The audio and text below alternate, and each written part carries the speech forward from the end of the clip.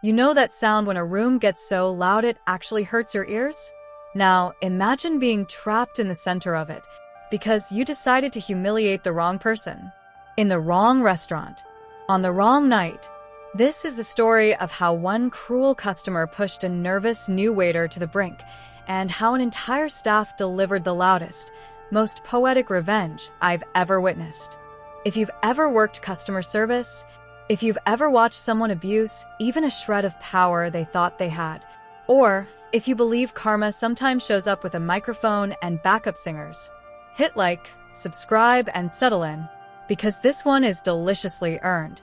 Let me take you back to 2015.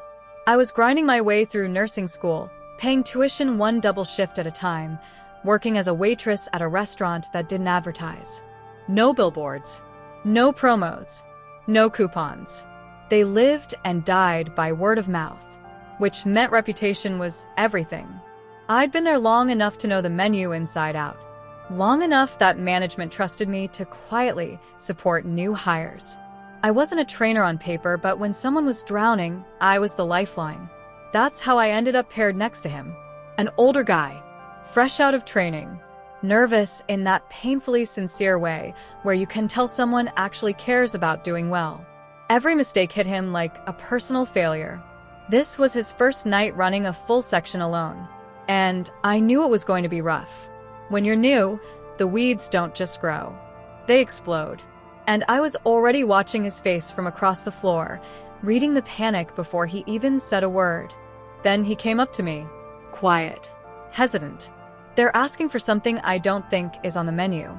She says the other location makes it all the time. I could hear it in his voice. The fear of being wrong, of being laughed at, of being the bad server on night one. I should have told him to stand his ground, but this wasn't the moment. So I told him to check with the kitchen. If they said yes, great. If not, I'd step in. The cook shrugged. Yeah, we can do that. Crisis averted. Or so I thought. Because that request wasn't the end. It was the beginning. That table, 6 people. Early 20s. Loud. Entitled. And led by her.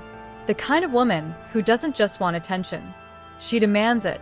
Every time he returned to the table, before he could even finish placing something down, she had another demand, another modification, another complaint, another reason for him to turn around before he could breathe. I watched his shoulders creep higher and higher as the night went on. His steps got faster, his smile more forced. He kept apologizing for things that weren't even mistakes. And she never once said thank you. Not once. Instead, she smirked, corrected him loudly, rolled her eyes when he double-checked things.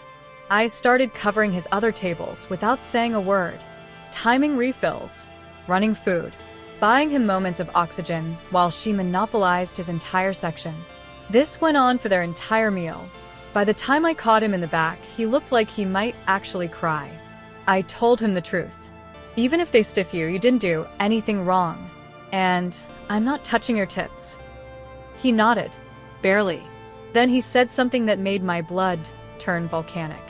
She says she's a trainer at the other location. Everything clicked.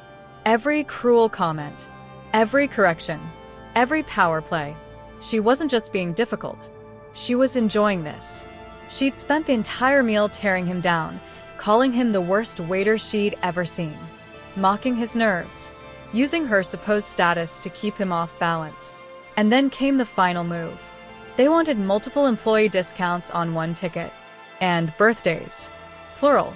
Free cakes. Birthday song. Immediately, I felt something inside me go very still. I told him to prep the cakes, but not to go out yet. I'd handle the rest. Our managers were rare gems, the kind who protected their staff like family. I pulled the front-end manager aside and explained everything.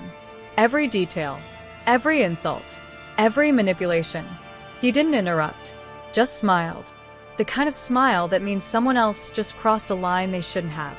He gave me permission. And more than that, he picked up the phone. While he started making calls, I went to work. I grabbed every employee I could find. Servers, bussers, hosts, even the dishwasher. I gave them the fastest briefing of their lives. This table has been abusing a new server all night. We're doing birthday songs. All of us. Loud.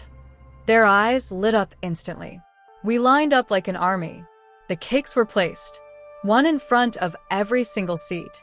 And there she was, sitting back, smug, smiling like she'd won. Then we sang.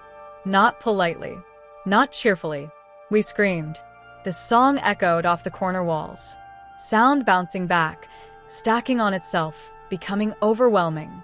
Hands flew to ears. Faces twisted in shock. That smug grin collapsed into pure panic. It was long, painfully long, and we loved every second.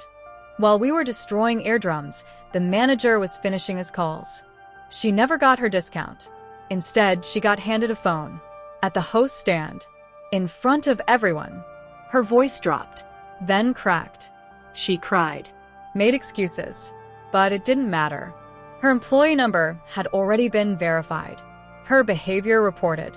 The general manager looped in. When she hung up, her power was gone.